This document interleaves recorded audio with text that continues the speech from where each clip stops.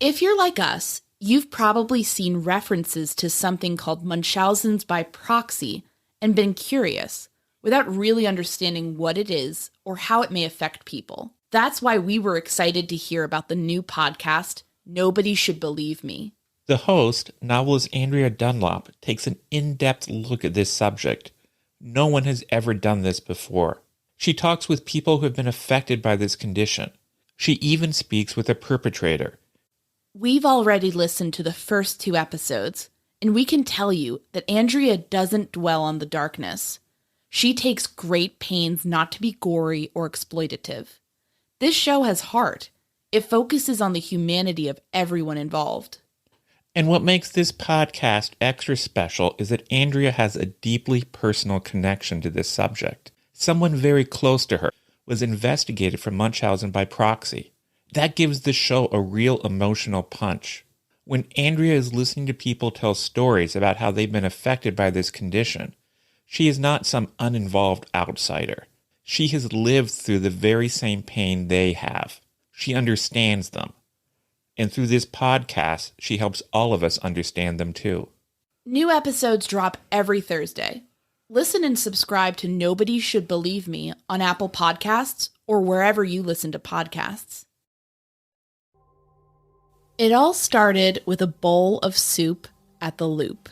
Chicago was on the cusp of the summer of 1918 when Joseph E. Mimoser went out to dine at a restaurant in the Loop, the downtown business district. 1918 would prove to be a big year for the metropolis.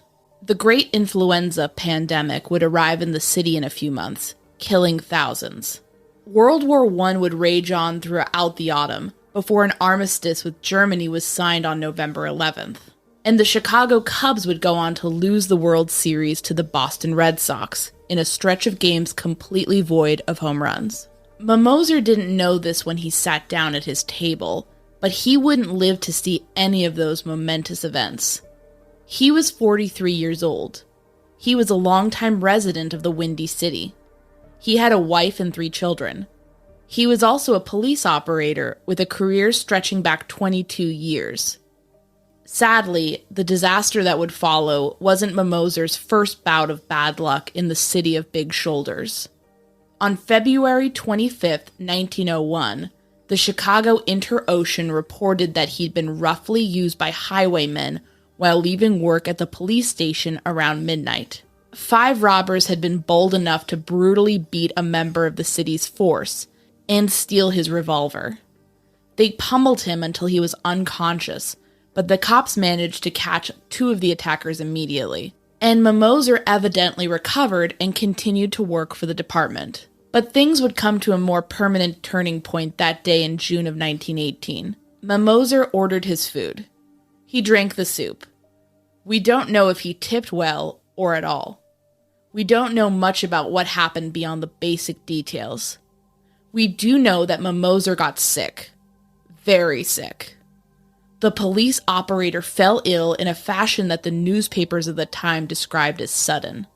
Then, on June 19, 1918, Mimoser died. They held his funeral the next day at St. Michael's Church. That might have been the end of it. It's a sad fact that back then, there were often no easy answers when a person dropped dead. Medicine just wasn't what it is now. But that wasn't the end of it. Soon afterwards, Mimoser's name was being brought up in connection with a stunning investigation. One that would prompt restaurant patrons across the country to cast a new, suspicious eye toward their servers. My name is Áine Cain. I'm a journalist. And I'm Kevin Greenlee.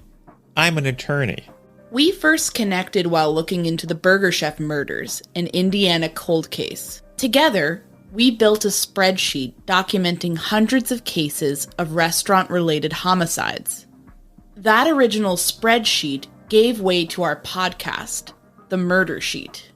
Now we maintain that same research-centric, investigative approach as we look into all sorts of homicides, including unsolved cases, historical crimes, and, of course, restaurant murders. We don't just chat about the headlines. Our podcast is a platform for our journalism. The Murder Sheet focuses on investigative reporting, thoughtful analysis, thorough research, and in-depth interviews. We're the Murder Sheet, and this is The Waiter Wars.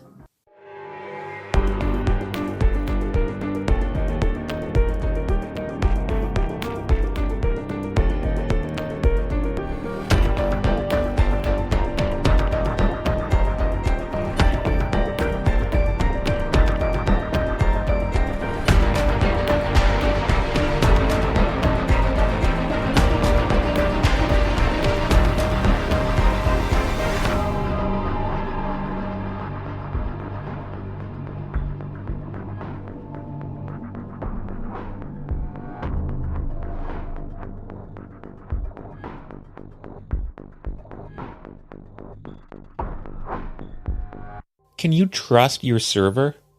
It's a pretty scary question when you think about it for a moment. Going out to eat is an act of implicit trust. We trust that the food at whatever restaurant we're patronizing is safe. We trust that the cook preparing our meal didn't saute the onions in fat and cyanide. We trust that the mixologist sliding a Tom Collins over the bar didn't splash in a shot of Rufinol to balance out the lemon juice and gin. We trust that the waitstaff at our favorite dive didn't sprinkle a pinch of hallucinogens into our chili. So what happens when that trust is ruptured? Well, these days, health measures have been enacted to protect the public in the United States. The Food and Drug Administration, or the FDA, investigates food safety incidents. The Food Safety and Inspection Service, or FSIS, reviews meat and egg standards for the Department of Agriculture. And of course, in instances where purposeful poisoning is suspected, local law enforcement can be called upon to bring perpetrators to justice. Our ability to identify harmful substances, bacteria, and viral agents in food has come a long way over the past century. But it was a different story in 1918. A glance at the internet would indicate that this trust came into question in the early part of the 20th century. The concept of a Mickey Finn, or Mickey, the common name for a drugged drink, dates back to that time. And the term actually hails from Chicago itself. On December 17, 1903, the Chicago Inter-Ocean reported that Mickey Finn, the proprietor of the Lone Star Saloon and Palm Garden restaurant in Chicago, lost his commercial license over accusations about his use of knockout drops. Or, as the Inter-Ocean colorfully put it, Mickey Finn's Lone Star Saloon was lonely last night, and his Palm Garden was not palmy. Finn's knockout drops are charged with knocking him out of business. Finn defended himself from the allegations, saying that an untrustworthy character named Gold-Tooth Mary Thornton had made false allegations about the knockout drops to the police after he refused to sell her the place. For her part, Thornton had apparently told cops on the city's graft committee that Finn was in the habit of drugging anyone who made the mistake of flashing a $2 bill or more in his establishment. Apparently, the powers that be sided with Gold-Tooth Mary. The mayor yanked the license of the saloon and garden, which were located at 527 and 529 State Street. It's a salacious story. To put it bluntly, newspaper men back then sometimes cranked out copy that was heavy on scandal and light on actual facts. So it's important to remember that as we review such media reports. But it is fair to say that Mickey Finn's name would become synonymous with beverages spiked with drugs that would make the drinker sick or unconscious. But more incidents involving servers and Mickey Finn drugs would pop up in the years following the saloon owner's downfall. Look carefully, and you'll see an oft-repeated factoid that 100 Chicago waiters were arrested for poisoning diners. That's a heck of a historical mess. The way it's been framed, you'd assume that an army of disgruntled servers had vowed to kill stingy tippers en masse. Well, that's not quite true. Although it is fair to say that 1918 Chicago was a battleground for what could be described as ongoing waiter wars. We'll be delving into the waiter wars and the poisoning allegations that sprang from this conflict. We tried to dive into the newspaper and court archives to shed light on what happened, but we confess that we don't know what to make of certain elements of this whole thing. No matter what, it's a story about a vicious labor dispute that spilled out into the legal realm. More specifically, it's either a story about corrupt labor officials and workers willing to sicken or even kill diners to stick it to penny-pinching hotels and restaurants, or corrupt hotels and restaurants willing to use the legal system to target and harass crusading labor officials and workers. It's a puzzle, in other words. I don't know if we'll figure out any concrete answers by the end of this episode, but we'll definitely learn a good lesson along the way. History is usually more complicated than it initially appears. So, let's jump back to the aftermath of Moser's death. On June 22, 1918, just a few days after the police operator's passing, detectives from the Illinois State Attorney's Office descended on 155 West Madison Street. That address housed the Chicago Waiters Union. Authorities took around 100 waiters into custody. The reason? A case of suspected mass poisoning. Now, the vast majority of those 100 or so servers initially detained were let go, with no charges filed. So it's overstating it for modern-day reports on the incident to insinuate that all of those arrested in the raid were actually suspected of poisoning patrons. But the scheme that detectives were investigating did have far-reaching implications for the restaurant and hotel industries in Chicago. The idea was that a certain coterie had conspired to obtain knockout powder and sell it over the bar located at the Union headquarters. If you became known as a cheapskate in Chicago area restaurants and hotels, you'd be risking getting Mickey Finned. Now, it's important to remember that tipping was a relatively new trend. In the 19th century, giving gratuities was seen by many Americans as being incompatible with an egalitarian society. It was viewed as a holdover of the antiquated aristocratic systems of Europe, and some historians have even linked it to slavery and serfdom. But some rich Americans wanted to seem cosmopolitan, so it increasingly became popular over here. The impact of prohibition on restaurants helped usher in a gratuity-based salary system for waiters, and that was cemented in the New Deal, after the Fair Labor Standards Act allowed for a loophole in the federal minimum wage. Suffice to say that tipping has always been controversial, as it continues to be today. While there are obviously servers who are happy raking in tips, it is a system that allows for exploitation, forcing workers to rely on the generosity of customers to earn a livable wage. But anyways, let's get back to the whole poison thing. The state attorney's office seemed happy to release details of their investigation to the press. They publicly linked the death of Joseph Moser to the case. They noted that his physician was going to be questioned, and that Moser's body might even need to be exhumed. They were also quick to let the public know that they had convened a grand jury. The Chicago Tribune reported that Assistant State Attorney Nicholas Michaels had been looking into the Meyer Brothers Drug Company, an outfit based in St. Louis.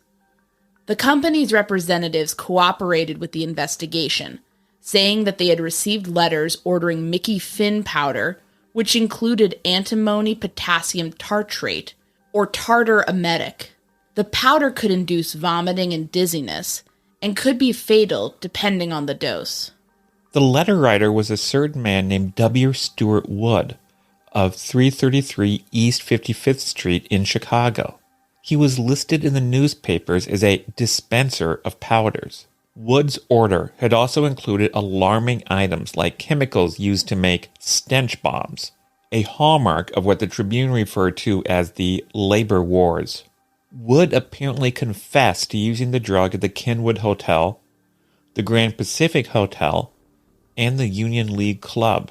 Cook County State's Attorney Maclay Hoyne told the newspaper that if, quote, any regular patron of a hotel or cafe who persistently forgot to tip the waiters, or any customer who was exacting in his demands for service, irascible, or inclined to reprove the waiters for oversights, quickly became noted among the waiters, and ultimately was administered a Mickey Finn. Wood claimed to sell the drugs to the waiters' union for 20 cents a package. The union then sold the drugs to its members for 25 cents a package, allowing them to net a little profit. According to the Chicago Tribune, the state's attorney's office paraded 49 witnesses before the grand jury, including 8 men and 5 women who testified that they had been poisoned. The newspaper reported that the women who claimed to have been drugged were named Mary Chadwick, Ellen Dobson, Olive Amdent, Ellen Fee, and Marie Fee, and that they had all been given spiked coffee. Assistant Attorney Michaels also brought in evidence that the union had used dynamite and stench bombs to intimidate employers who engaged in union-busting tactics. Establishments where the drug had allegedly been deployed include the Jackson Park Tavern, the Kinwood Hotel, Edelweiss, the Terrace Garden, the LaSalle, the Morrison, the Sherman Hotel, the Union League, and the University Clubs. Servers and labor officials in Chicago were very suspicious of the motivations behind the investigation. On June 25, 1918, the Chicago Tribune ran an article where local labor leaders voiced some of those concerns. In response to the raid, the local waiters' union president, Benjamin Parker, put together a joint conference. During that meeting, Parker and his colleagues denounced the raid, along with Illinois State's Attorney Maclay Hoyne. Parker said the charges were trumped-up nonsense from hotel and restaurant owners. He called for the Chicago Federation of Labor to launch its own investigation. On June 29th, State's Attorney Hoyne had told the Chicago Tribune that he didn't think Parker was aware of the devious practice. But at some point, he and his office seemingly changed their minds. A few days later, Parker himself was indicted in the poisoning scandal. Parker and Wood were 2 of the handful of individuals charged with a crime in the wake of the raid. Of the 100 or so people arrested, only 10 men were ultimately slapped with charges around usage of the waiter's spite drug in a conspiracy to do bodily harm to injure the public health, as the Chicago Tribune put it.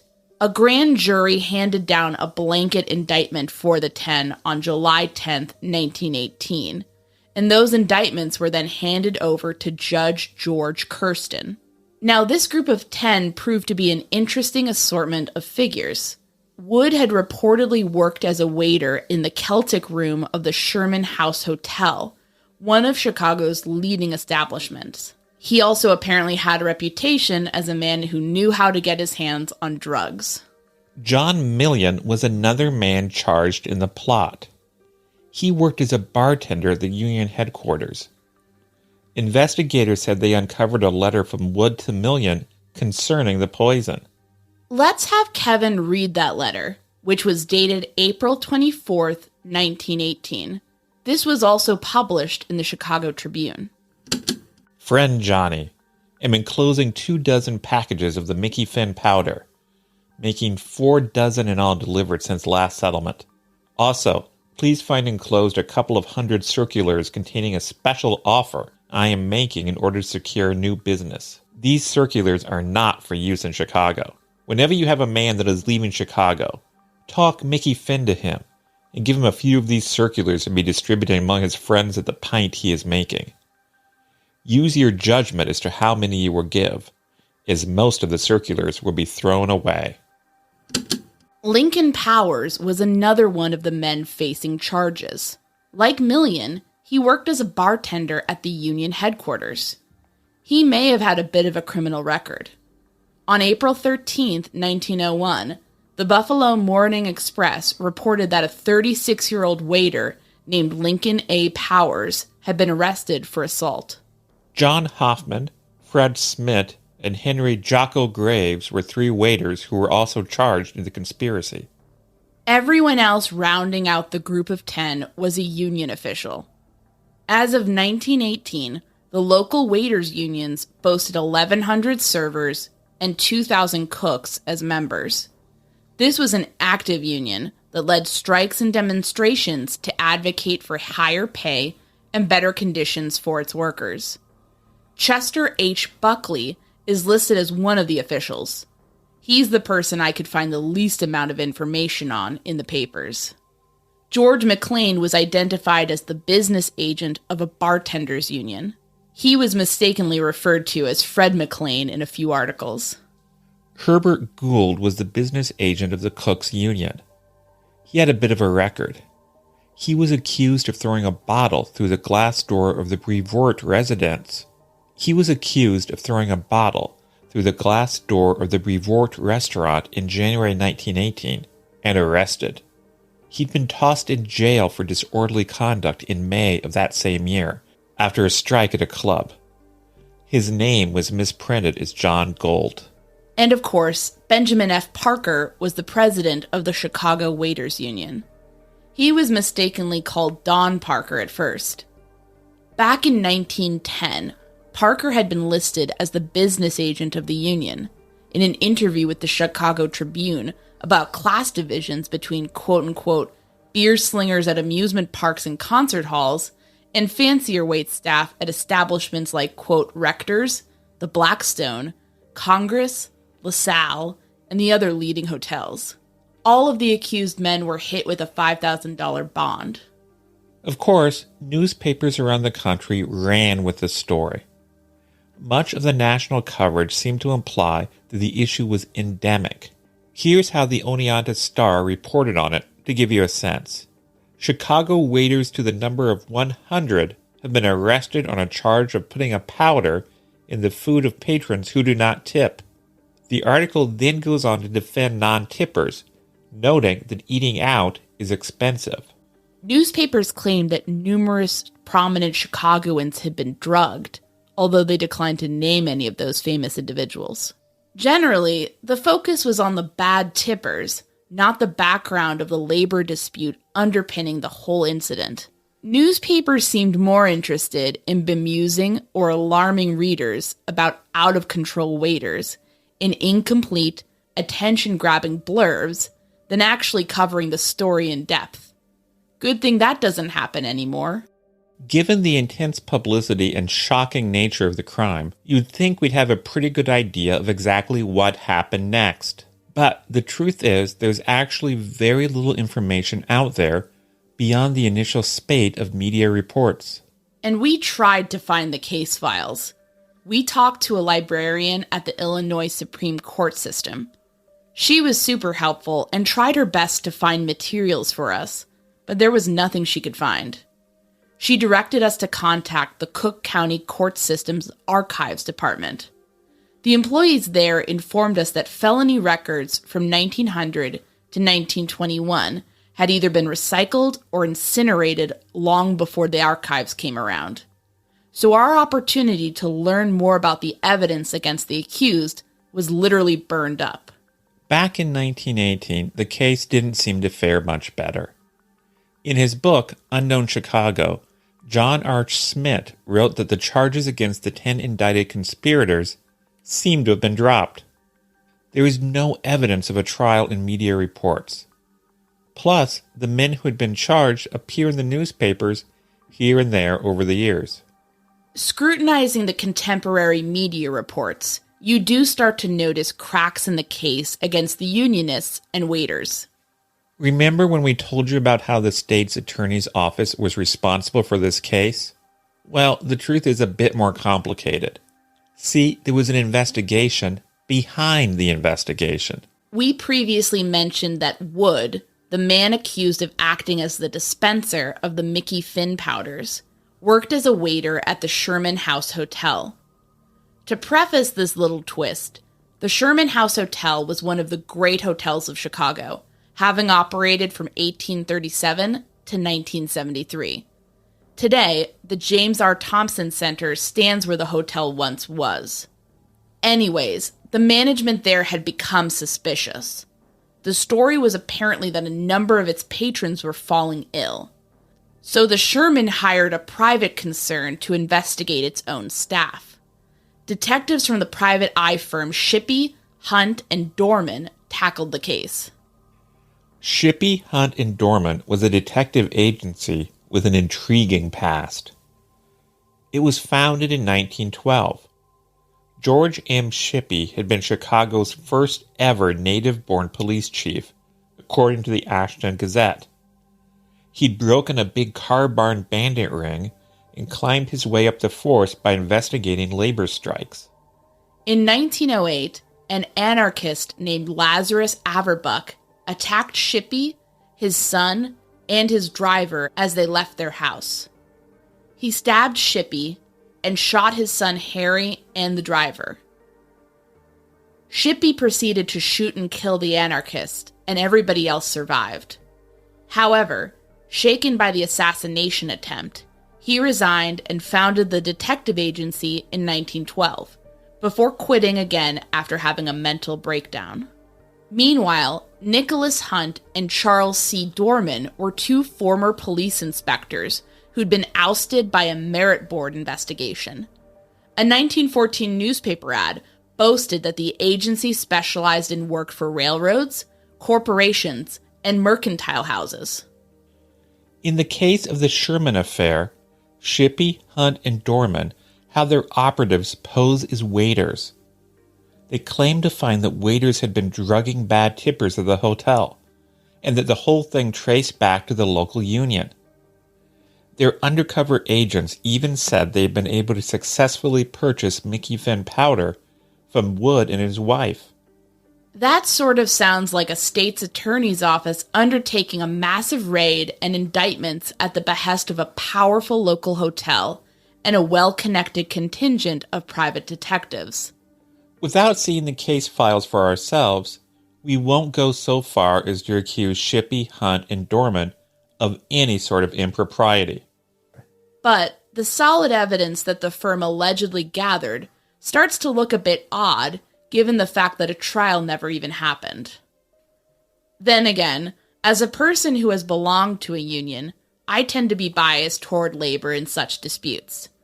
But there is precedent for the legal system and management conspiring to orchestrate dirty tricks against unionists. Just look at the case of Bill Haywood. He was one of the founders of the Industrial Workers of the World. After the former governor of Idaho was killed in a car bomb, Haywood was accused of the murder on thin evidence and dragged in for a trial in 1907. His accuser was the alleged bomber himself, a former IWW member named Harry Orchard. Fortunately for Haywood, his attorney was Chicago's own Clarence Darrow. The government's case fell apart when Orchard admitted to being an informant for the Mine Owners Association and a Pinkerton stool pigeon to boot, thereby admitting that he was essentially paid to work against the Wobblies, as the members of Haywood's organization were known. Haywood was acquitted. Whether you agree with that verdict or not, it is clear that Harry Orchard was at best a very flawed witness, and his word would not have been enough to convict anyone of any crime in any court. And it's also important to talk about the specific historical context of this Chicago investigation. The city's waiter wars were in full swing in 1918. As we mentioned, Gould had been locked up over a demonstration for striking workers outside the South Shore Country Club in May of 1918. At that point, the strike was contained to that one exclusive club. That same month, National Confectioners Association members were disappointed to find no servers available to wait on them at the same country club. The Chicago Tribune reported that a group of scabs, women affiliated with the Red Cross Auxiliary, for some reason took it upon themselves to wait on the so-called Candymen. The same article revealed that the country club waiters' strike happened in conjunction with similar strikes from barbers, bakers, brass and iron workers, and electrical workers. The country club strike came to a close before May's end, but it wasn't the end of disputes between waitstaff and management in the city. The previous month, in April, threats of a general strike of waiters and cooks at the large Chicago hotels began to spread in the newspapers. Waiters, cooks, bartenders, chambermaids, and laundry workers were looking for better pay and benefits than management was willing to shell out. And the battles would continue even after the grand jury investigation. On July 28, 1918, the Chicago Tribune reported that Parker, Gould, and another man named Fred Peabody once again landed in legal trouble. A group of waiters had allegedly rioted in front of Vogelsang's restaurant, and the union leadership was accused of causing the disturbance. John Z. Vogelsang, the owner and president of the Restaurant Keepers Association, said that the Unionists had retaliated against him after he refused to get involved in a labor dispute. He said they whipped up the crowd by alleging that the Austrian eagles decorating his restaurant were unpatriotic. The Batesville, Oklahoma Morning Examiner reported that hundreds of striking waiters and cooks streamed from the Sherman and its competitor, LaSalle, on December 28, 1918. Union officials told the Chicago Tribune that the strike was in part over the fact that a chef had tried to force cooks to remove the Union buttons adorning their caps. The waiter wars didn't end in 1918 either. In December 1922, the Chicago Tribune reported that a gunman raided a local clubroom, wounding the unnamed former chief of the Waiters Union and local policemen.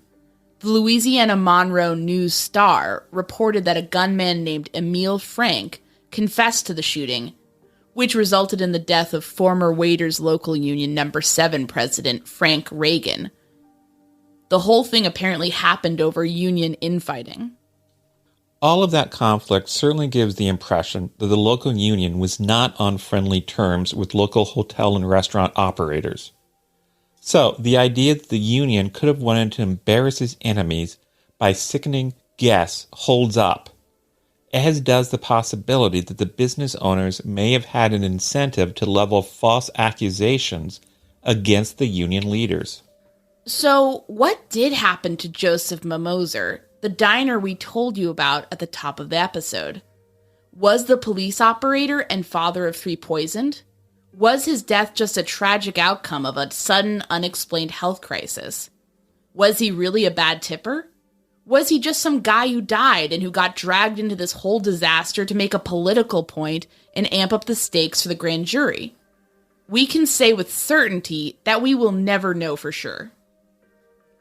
But what about the wider story? Was this a case of an army of malevolent waitstaff out for revenge? Did a labor war cross the line and incur civilian casualties? Or, alternatively, promote the persecution of innocent men? Or was something else going on? It frankly seems unlikely that there was a mass effort to poison, sicken, and kill bad tippers just for the sake of punishing stingy patrons, given that the massive arrests seemed to lead to only 10 or so indictments. But then again, Cook County set the case on fire decades ago, so we could not assess it. All we have are these intriguing media reports. But maybe we can find a few clues in the fates of the indicted men.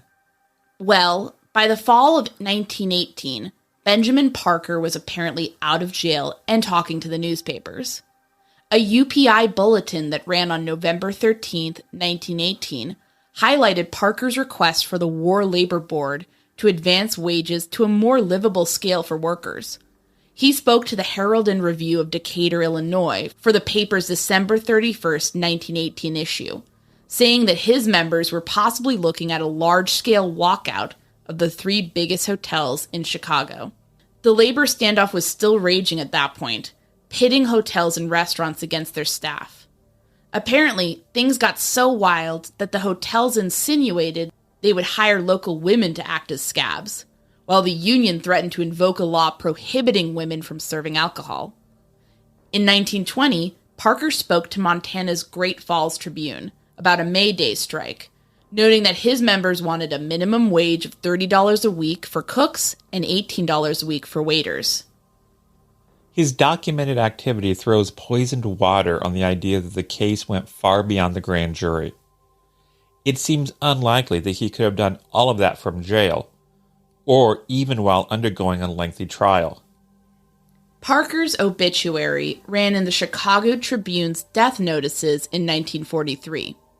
At the time of his death, he was still the president of the Chicago Waiters Alliance, Local 25. It's hard to read through Parker's record and see much other than a dedicated unionist who spent his entire career forcefully advocating for the servers he represented. In December 1918, Herbert Gould and other labor organizers alleged they'd been jumped and beaten by what the Chicago Tribune described as hired sluggers. Gould suspected that the beating was doled out to him and his colleagues over the general strike. Again, that gives some credence to the idea that the union's enemies were not above dirty tricks. He remained active in the union and was listed as planning big dances for the Waiters Association in 1920. In 1939, George McLean tried to stand up to the gangsters attempting to take over the bartenders union he worked for, even going so far as to testify against them before a grand jury. He and his brother were involved in a power struggle to keep the union out of the hands of Frank Nitty's gang. Nitty was a close associate of Al Capone. Nitty and other criminals received indictments. Then, likely after receiving threats from the mob, McLean clammed up, and the case fell apart. He retreated to a life in obscurity, supporting himself by tending bar at a liquor store on Chicago's North Side, according to a piece from Chicago Tribune veteran journalist James Doherty. So that seems to speak well of McLean, who tried to do the right thing until he was frightened off. As we wrapped up the MurderSheet's research on the case, I felt pretty strongly that the charges against the union officials and the waiters were likely unfair, that management from the Sherman had employed private detectives to smear their enemies, and then manipulated the legal system into tying up the union.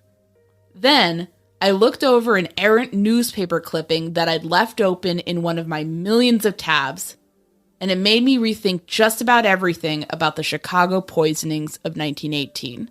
You see, nearly identical allegations surfaced on the East Coast over 10 years later.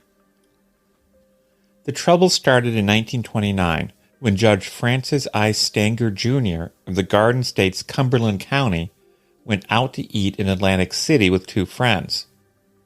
The trio became violently ill after the meal. The local prosecutor, Louis A. Repetto, was made aware of that incident. Then, newspaper reports came out announcing that a suspect, who was arrested on April 27, 1929, had been cornered on suspicion of poisoning. A waiter in an Atlantic City establishment told Repetto's office that the suspect had given him shoe-fly poison for the soup. The motive was to embarrass local hotels and cafes in the midst of a labor dispute. That particular waiter freaked out and reported the incident to the prosecutor. Repetto felt the incident must be connected to Judge Stanger's sudden sickness. The suspect was named Nicholas Christie. He was the business agent of the local waiters' union. He was apparently looking to embarrass local businesses during a labor dispute. Sound a bit familiar? He pled not guilty and was released on a $10,000 bail. Two other union leaders named Nicholas Clavani and James DeMoss were indicted at the same time on assault and battery charges, which were linked to the labor dispute, but had nothing to do with the alleged poisoning. We were able to find no evidence of a trial in that Mickey Finn case. So were officials at waiters' unions really working to sabotage the big hotels and restaurants back in the earlier part of the 20th century, even at the cost of endangering the lives of innocent civilians? Or were these labor leaders victims of powerful hospitality interests who'd co-opted the justice system amidst rumblings around a strike. Was the whole thing a dirty trick to trip up the union as it strived to better working conditions for Chicago waiters and cooks? And did these campaigns spread out beyond Chicago to New Jersey? Is there some boring middle ground where the union adopted some questionable tactics that were then greatly exaggerated by the powers that be? It's hard to say. This is one of those stories where the facts have vanished over time, like a powder vigorously stirred into a drink, sending the tiny crystals swirling and swirling until they dissolve into the whirlpool.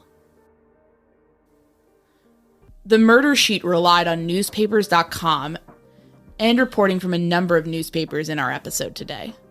Thanks so much for listening to the Murder Sheet. If you have a tip concerning one of the cases we cover, please email us at murdersheet@gmail.com. If you have actionable information about an unsolved crime, please report it to the appropriate authorities. If you're interested in joining our Patreon, that's available at www.patreon.com/murdersheet. If you want to tip us a bit of money for records requests, you can do so at www.buymeacoffee.com/murdersheet. We very much appreciate any support. Special thanks to Kevin Greenlee, who composed the music for the Murder Sheet, and who you can find on the web at kevintg.com. If you're looking to talk with other listeners about a case we've covered, you can join the Murder Sheet discussion group on Facebook. We mostly focus our time on research and reporting, so we're not on social media much. We do try to check our email account, but we ask for patience as we often receive a lot of messages. Thanks again for listening.